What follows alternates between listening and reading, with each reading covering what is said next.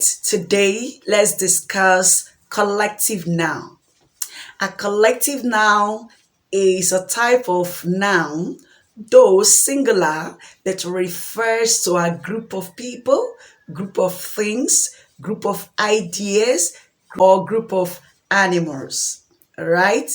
Now we have some examples. A group of ambassadors is called delegation.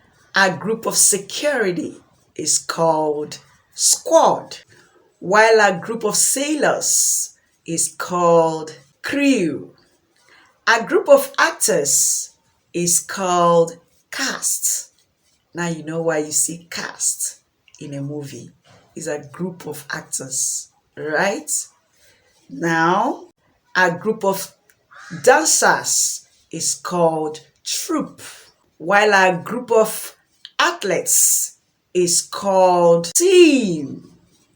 A group of friends is called circle. A group of singers is known as choir, while a group of experts is known as panel. Alright? And lastly, a group of recruits is called batch. So anytime you are referring to a name or you use a name that refers to a group of people, things, animals, or objects, remember it is known as collective noun. And whenever you are using these collective nouns, don't forget to use singular verbs. All right?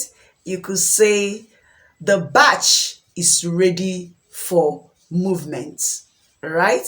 You could also say the troop has arrived. Not have, but has, because it's a collective noun and you have to use what? Singular verb.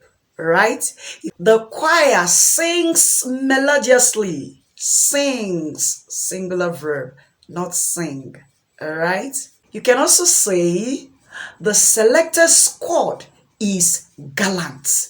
Not are gallant, but is, because this is collective noun, squad. That is a group of security.